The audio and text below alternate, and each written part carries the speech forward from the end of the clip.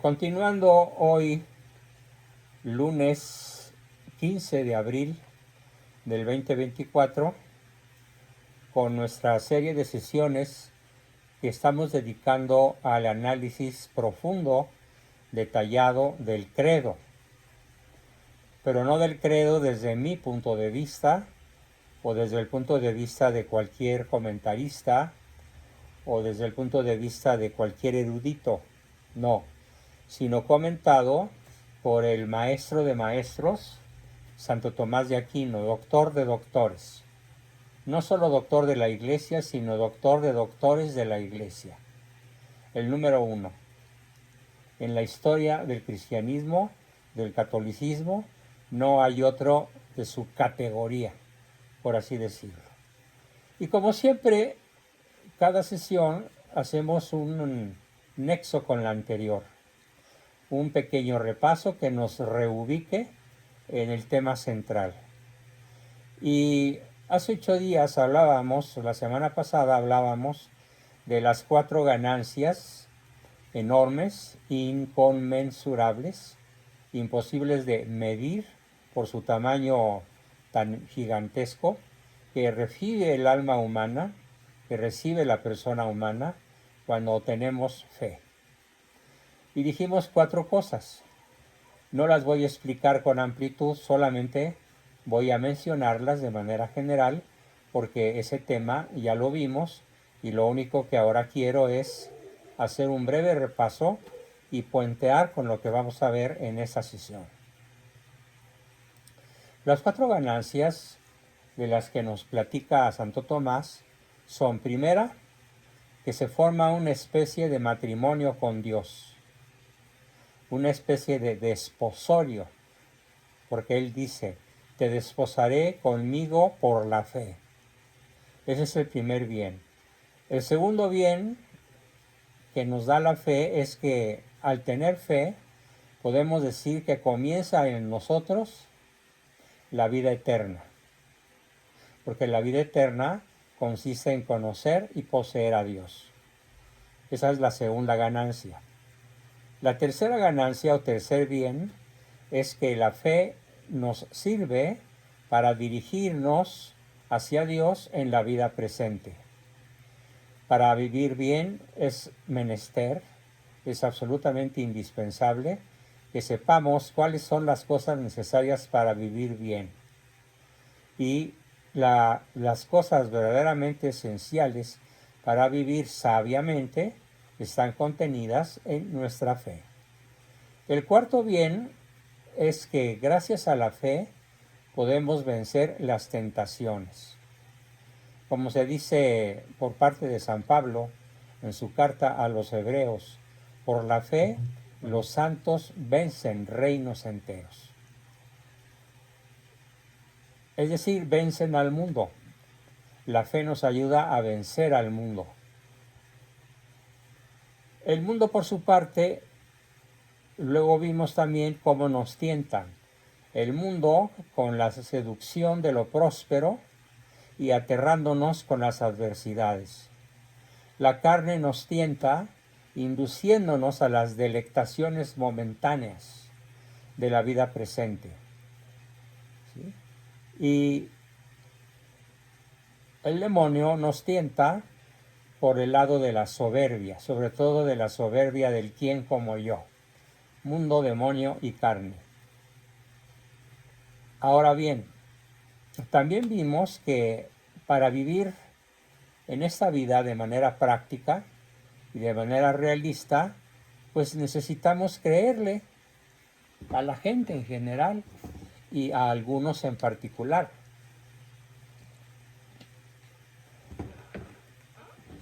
Sin la creencia en lo que otros dicen, sin creer en lo que otros dicen que dijeron, la vida humana, desde un punto de vista estrictamente práctico, sería totalmente imposible. Así que, por la imperfección de nuestro entendimiento, estoy repitiendo el concepto, tenemos que decir que necio sería no creer Necio sería no creer en lo que no vemos. Y si esto aplica a la vida terrena, a la vida humana, con mayor razón esto mismo aplica a la vida del espíritu y a la vida sobrenatural. Porque nuestro conocimiento es débil e insuficiente. Y por lo tanto, por débil e insuficiente, nos conviene creer.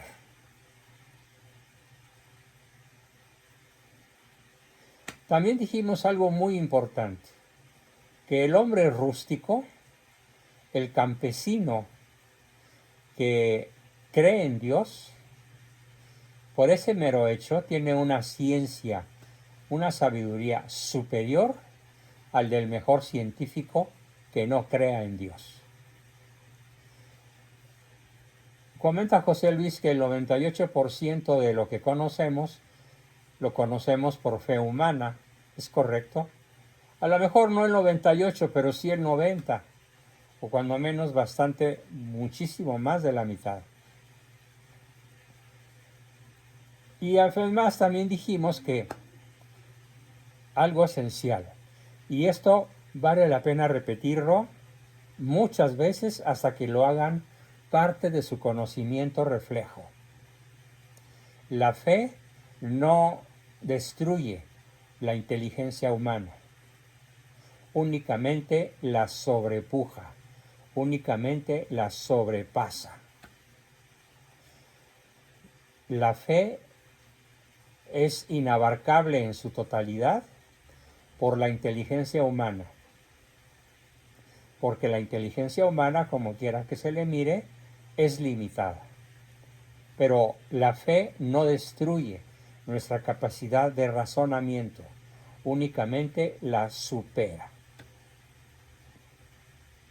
O como dice aquí en un verbo muy elegante Santo Tomás, la sobrepuja, la sobrepasa. Y también dijimos que si el hombre no quisiera conocer, sino aquello que conoce él directamente, pues no podría vivir en este planeta.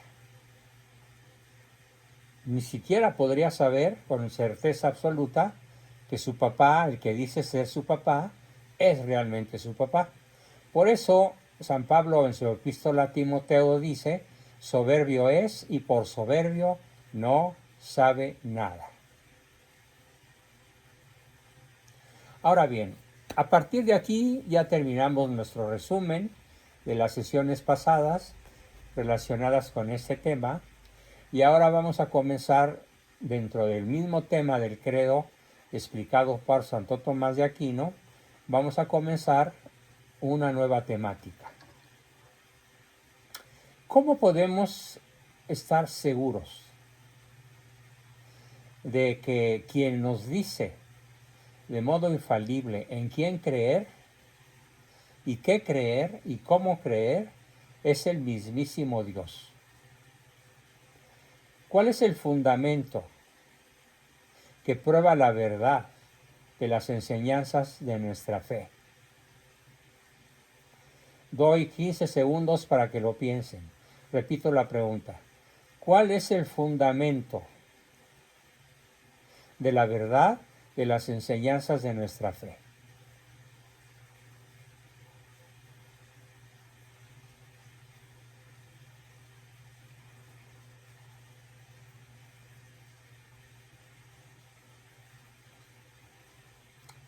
Dice Jorge Luis, Biblia y Magisterio.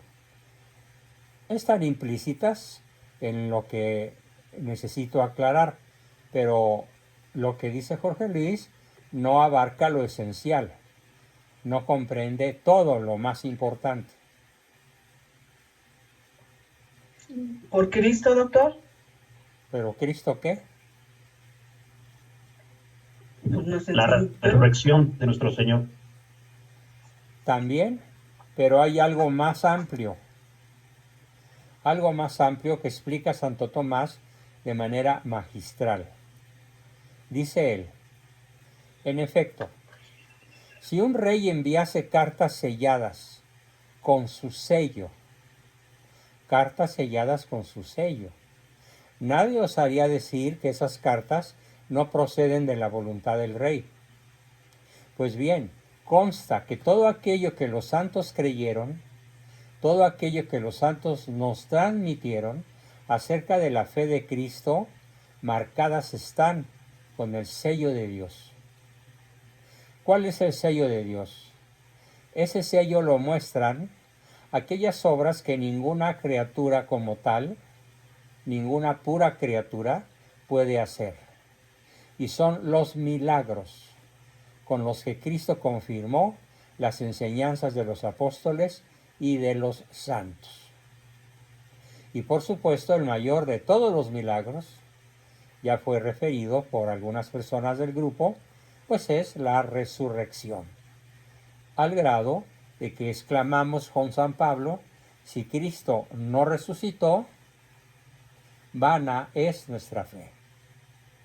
Pero no quedémonos nada más con el milagro de la resurrección, sino con todos los miles o cientos de miles de milagros que a lo largo de milenios han obrado los santos de manera intermediaria con Cristo y con la Santísima Trinidad, y que constan de manera fehaciente.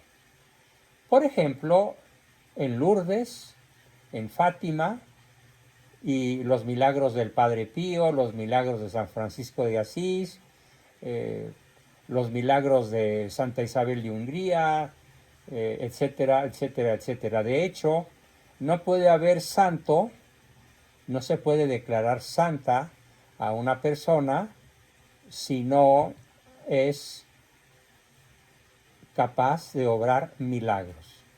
Jorge Luis nos da la cifra de 5,000, vamos a ver, 5,000 santos y 2,200 beatos aproximadamente. Bueno, pues entonces, y consideren que cada uno de ellos han obrado no uno, sino varios milagros.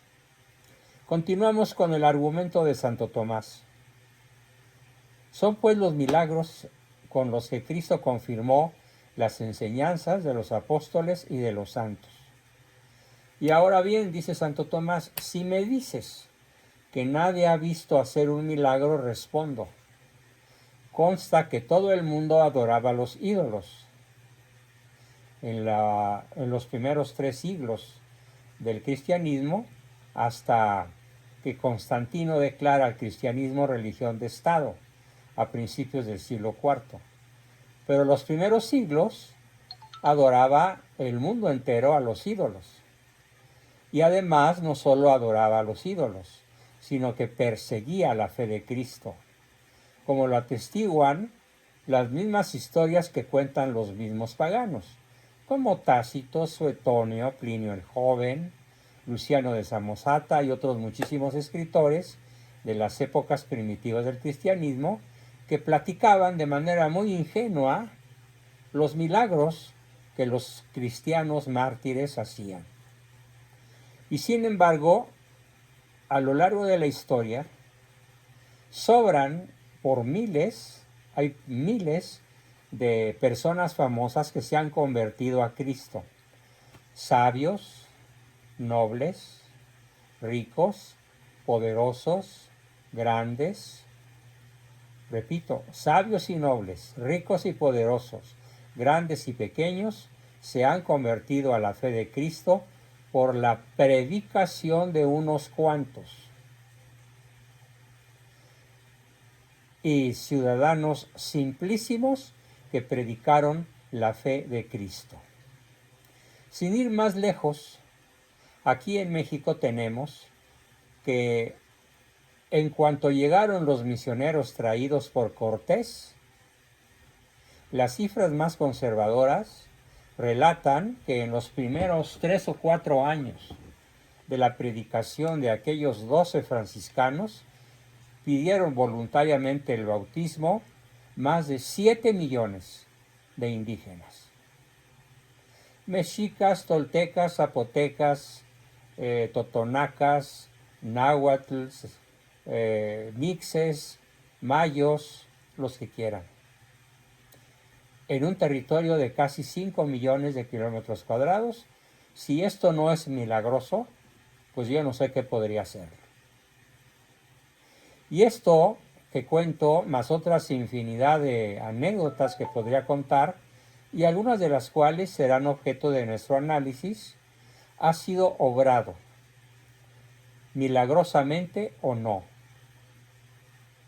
Si ha sido obrado milagrosamente, en el milagro está la demostración. Y si no está la demostración inherente al milagro, se puede decir que no puede haber mayor milagro que la conversión de cualquier persona sin milagros.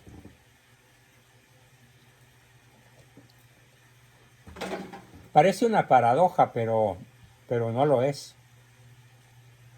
Parece una contradicción, pero vean, por favor, repito esta paradoja para que todos la capten. Si la conversión ha sido obrada milagrosamente, queda demostrado el milagro. Pero si no, dice Santo Tomás, yo digo que no puede haber mayor milagro que la conversión de miles de personas en el mundo entero sin milagros.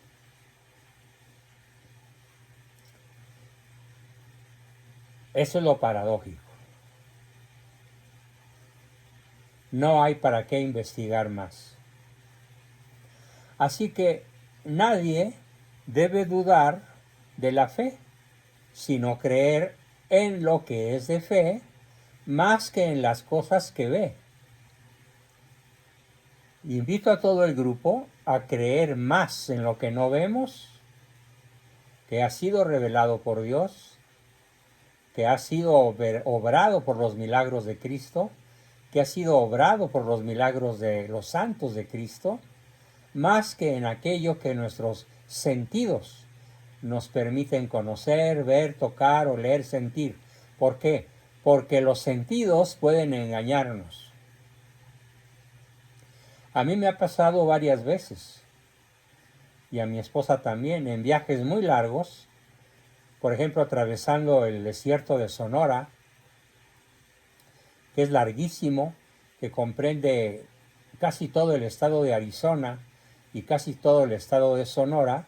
Estamos hablando de un desierto de cerca de 2.000 kilómetros de longitud, por unos 100, 200 o más o menos de ancho.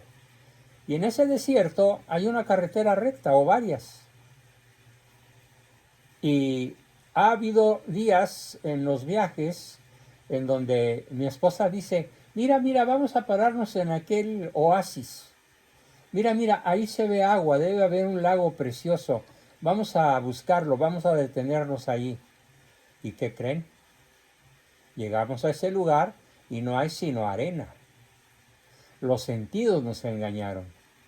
Creíamos estar viendo agua y no era sino una especie de alucinación, formada por los rayos del sol en refracción con los rayos que a su vez reflejan las aristas o las superficies de los granos de arena. Se llaman espejismos. La arena funciona como un espejo y engaña la vista. ¿Cuántas veces hemos creído escuchar un sonido que no se ha producido? ¿Cuántas veces hemos creído escuchar una palabra que no se pronunció? ¿Cuántas veces hemos tocado algo que creíamos que era algo que en realidad no era? ¿Cuántas veces hemos probado algo que en realidad era algo distinto a lo que el gusto nos estaba diciendo? Bien, así que sin excepción, con algún grado de frecuencia, nuestros sentidos nos pueden engañar, pero los santos nunca, y Cristo tampoco, jamás nos van a engañar. Luego entonces el fundamento de nuestra fe son la historicidad de Cristo, que resulta probadamente evidente, sobre todo en la pluma de los escritores paganos, tema sobre el cual nos extenderemos en su debido momento. y por los innumerables milagros de los miles de santos que en el mundo han sido. Más los milagros que siguen ocurriendo.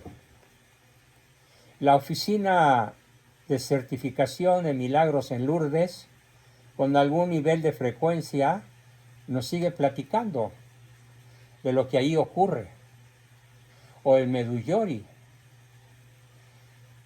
Tengo un amigo que tal vez muchos de ustedes conozcan, Esteban Arce. Esteban Arce es un famoso locutor de radio, tiene su programa, me ha invitado alguna vez a platicar con él en su programa, y es un católico sumamente, vamos a decirlo así, tradicionalista. En algunas cosas lo encuentro exagerado y ha sido difícil seguirle el paso, pero es una excelente persona y él experimentó una conversión milagrosa. Se las narro, tal como él me la contó a mí. Él era ateo de corazón, convencido de la indemostrabilidad de la existencia de Dios y de cualquier otra cosa que se pareciese de cerca o de lejos a cualquier concepto religioso. Pero su esposa era católica desde jovencita, desde que eran novios. Y él no se molestaba con ella por eso, y ella lo amaba y le pedía a Dios por su conversión. Y en una ocasión, hace pocos años, a ella se le ocurrió hacer un viaje por Europa, pero con la intención subrepticia, oculta, eso quiere decir subrepticia, de llevar a su esposo Esteban Arce a visitar a la Virgen en Medjugorje, en la antigua Yugoslavia, hoy en los países balcánicos. Y resulta que hicieron el viaje y cuando estaban formados en la fila para entrar al templo, que está en la explanada, donde la gente va a venerar a la Virgen y donde a veces ocurren milagros extraordinarios, de entre la multitud, nos cuenta él, salió una pequeña niña como de 8 o 9 años, rubia, de ojos azules, de tez blanca hermosísima, y con una voz diabólica le dijo: ¿y tú, Esteban Arce, qué haces aquí? Y él se quedó catatónico y paralizado. La niña desapareció, nunca la volvió a ver. Así fue su conversión. Él dice: el demonio me convirtió. Al hacerme patente de manera sensorial, auditiva, visual, y casi la toco, que él me increpaba. ¿Y tú, Esteban Arce, qué haces aquí en la fila de los que van a postrarse ante mi enemiga, ante la mujer que pisó mi cabeza y me tiene sujeto para siempre? Así lo traduce él, ese episodio milagroso, formidable, maravilloso. Y además, si lo cuento es porque cuando yo le pregunté si podía contárselo a mis amigos, a mis pacientes, a mis alumnos, lo que él me estaba contando sobre su conversión, me dijo: por favor, por supuesto. Y yo espero que mi conversión sirva para lograr la de otros. Qué milagro que en boca del mismo demonio haya sido arrojado en brazos de la Virgen. Formidable. Bueno, ahora nos queda tiempo para comenzar a ver cada uno de los artículos del credo. El primer artículo del credo dice así: creo en un solo Dios, Padre Todopoderoso, creador del cielo y de la tierra. Cuando decimos cielo, nos referimos al firmamento. No nos referimos, en este momento, dentro del credo, no nos referimos al estado de conexión perfecta, conocimiento y posesión perfectos del alma que se ha salvado con Dios, que le llamamos cielo o visión beatífica. Aquí en el credo nos estamos refiriendo a toda la creación, a todo lo que está en la bóveda celeste, tanto en la que vemos arriba de nuestras cabezas, como la que siempre va a estar oculta, porque está del otro lado de la tierra. Y de día no la podemos ver, más que de noche. Pero ya no vemos la que estuvo de día. Vemos únicamente la que se puede ver con la ausencia de luz de la noche. Entonces, creador de todo el universo, creador del cosmos y de la tierra.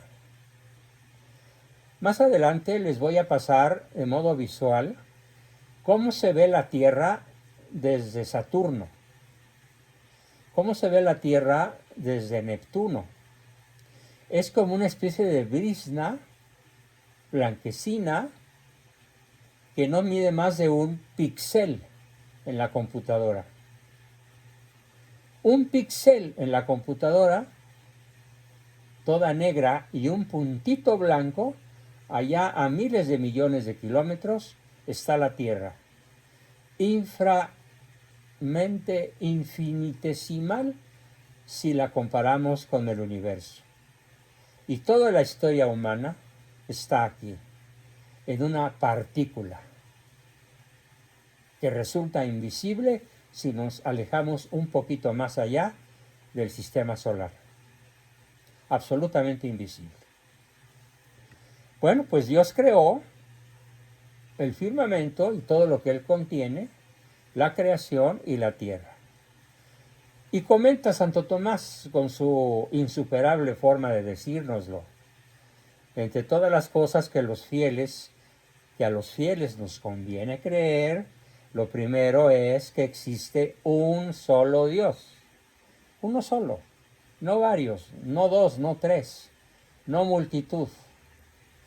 Es un golpe en la cara del politeísmo. Pues bien, conviene considerar qué significa la palabra Dios. La palabra Dios significa aquel que gobierna y provee el bien de todas las cosas. Repito, porque tal vez entendemos quién es Dios o qué es Dios, pero dígame por favor quién sabía el significado de la palabra. La repito, Dios quiere decir aquel que gobierna y provee al bien de todas las cosas creadas. O sea, sin que Dios sea el proveedor del bien de las cosas creadas, no podría existir absolutamente nada.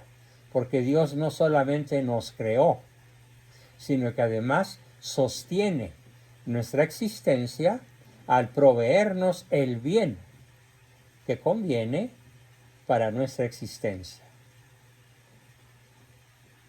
Así es que el que cree en Dios, cree en aquel que existe como gobernador de todas las cosas del mundo y el gran proveedor del bien de todas las cosas, de la esencia, de las características accidentales, del color, de la forma, de las propiedades físico-químicas, de nuestra esencia de seres humanos, de nuestra inteligencia, de nuestra voluntad, de nuestra memoria, de nuestro ADN. Todo eso está gobernado y Dios es el proveedor del bien para que todas esas cosas, incluyéndonos, continuemos vivos. De no continuar, la voluntad divina que nos mantiene en la aceidad, es decir, existiendo, seríamos aniquilados. No solamente Dios creó, sino que Él gobierna y provee nuestro bien.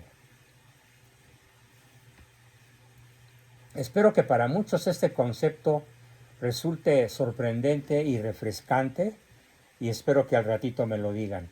¿Qué les pareció esta formidable explicación del primer artículo del credo, que continúa porque no ha terminado todavía la explicación que nos da Santo Tomás sobre el primer artículo? Continuamos. Y por el contrario, el que crea que todas las cosas ocurren al acaso, al azar, y que no cree en la existencia de Dios, es un insensato. ¿Por qué? Porque nadie hay tan insensato que no crea que las cosas de la naturaleza son gobernadas. ¿Saben cómo le llaman ahora al universo los científicos más inteligentes, mejor preparados, más humildes, más virtuosos y más conocedores de cómo ocurren las cosas? Le llaman con dos palabras: diseño inteligente. Si tú le preguntas a uno de ellos, ¿qué es el universo? Es un diseño inteligente. ¿Y eso qué implica? Pues un diseñador inteligente. Porque todo está diseñado de una manera infaliblemente perfecta.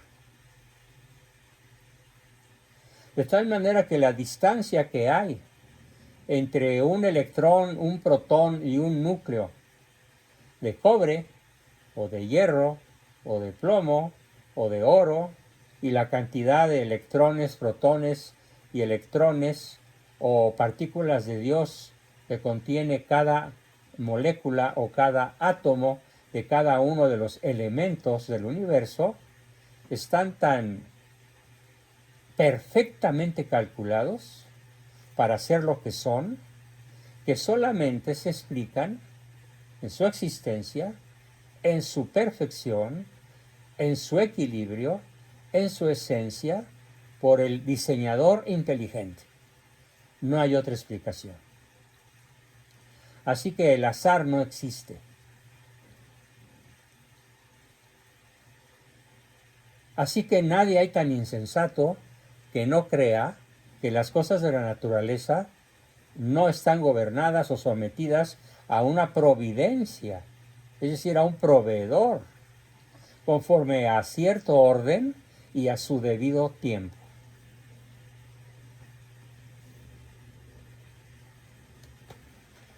Por ejemplo, ¿ustedes saben cómo se descubrió y en qué época se descubrió que el año tenía 365 días y que cada 4 años había que añadirle un día más, el año bisiesto? ¿Saben cómo se descubrió, dónde se descubrió y cuándo se descubrió? Se descubrió en África, en la región de Namibia, por algún africanito, sí, por algún negrito, que era muy observador de la naturaleza. Y los rayos del sol, al salir, iluminaban su chocita de alguna manera que variaba un poco menos de 1 milímetro todos los días. Y entonces se le ocurrió poner una piedrita exactamente en donde el sol pegaba al nacer el día. Y así fue poniendo y poniendo y poniendo cientos. Y después de poner miles, se dio cuenta que cada 365 piedras, el patrón volvía a comenzar. Entonces dedujo inteligentísima y genialmente, porque nunca fue a la universidad, ni sabía leer y escribir, solo sabía contar por su capacidad natural de observación, que la Tierra tardaba 365 días en darle la vuelta completa a su órbita alrededor del astro rey. O sea, este es un descubrimiento por la inteligencia humana en la época primitiva, muy anterior a Grecia, Roma, Egipto, China, Mesopotamia, Persia, miles de años antes de las grandes civilizaciones de la antigüedad. Los humanos más listos, más observadores, ya habían descubierto esto. Bueno, no hubieran podido descubrirlo de no haber sido algo ordenado. Imagínense que fuera al azar. No se habría derivado ninguna cuenta, ninguna contabilidad. Si la Tierra diera vueltas en torno a un astro al azar, y esto lo descubrieron científicos posteriormente, la vida no sería posible, porque la vida, para existir, tiene que tener un rango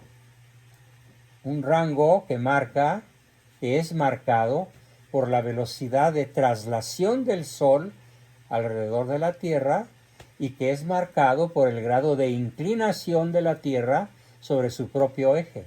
De tal manera que la vida depende de las estaciones, de la inclinación del eje y de que la Tierra se mantenga siempre viajando a 108,000 kilómetros por hora. Porque si retrasa su velocidad, nos achicharramos. Y si acelera su velocidad, nos congelamos. ¿Quién calculó eso? ¿Quién calculó cuántos grados centígrados y a qué velocidad teníamos que ir para que la vida fuese posible? Ya no el hombre, sino la vida de una sola célula, de una sola protoenzima.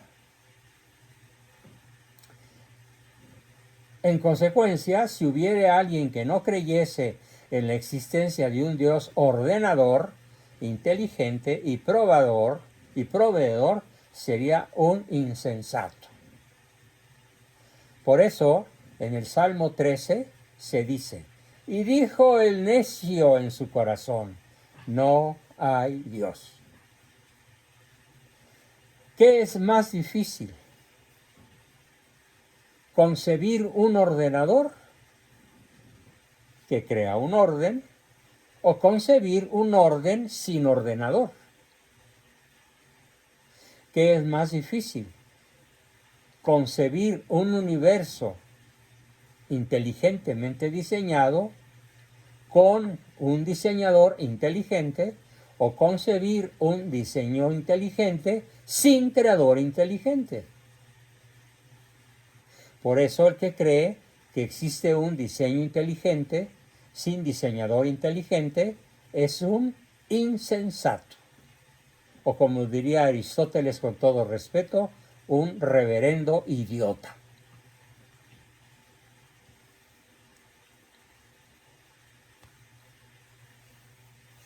Los que creemos que Dios gobierna y dispone las realidades naturales, me equivoqué. Hay algunos, dice Santo Tomás, que creen que Dios gobierna y dispone las realidades naturales, pero no creen que Dios sea providente, proveedor, respecto de los actos humanos. Así que no creen que los actos humanos estén gobernados por Dios. Y la razón de ello es que ven que en este mundo los buenos son afligidos y los malos prosperan, por lo cual parece que no hay una providencia divina respecto a los hombres, por lo cual, hablando por ellos, dice Job: Dios se pasea por los caminos del cielo y se desinteresa de nuestros asuntos. Pero esto resulta demasiado estúpido. ¿Qué es lo demasiado estúpido? Creer que Dios se pasea por los caminos del cielo como un personaje que no se interesa en nuestros asuntos. ¿Por qué? Porque los buenos somos afligidos y los malos prosperan. Vas a ver lo que pasa en México un día sí y otro también. Y dice Santo Tomás, y con esto concluyo, pero esto es demasiado estúpido, creer que Dios no se ocupa de nosotros. A eso les ocurre como si algún ignorante en medicina viere al médico recetar a un enfermo agua, a otro vino, conforme los piden las reglas de la medicina, y creyere que eso lo hace por azar, por su ignorancia de las reglas, cuando en realidad tiene motivos de sobra para hacer lo que hace, de tal manera que al que le da agua es porque la necesita, y al que le da vino es porque lo necesita, y su ciencia médica le permite conocer qué es lo que cada uno de nosotros necesita. De la misma manera, Dios conoce a la perfección qué es lo que cada uno de nosotros necesita de manera perfecta, y nos lo va a proporcionar. Lo único que hace imposible esa vigilancia providente de Dios sobre nuestra vida es nuestro rechazo formal a su divina providencia, por ignorancia culpable, por soberbia culpable, por pereza intelectual culpable o por algún otro motivo nacido de nuestra libertad mal utilizada y mal entendida. Bien, nos quedamos aquí para continuar profundizando todavía en el artículo primero de nuestro credo en la sesión del próximo miércoles, pasado mañana. Bien, ¿alguien quiere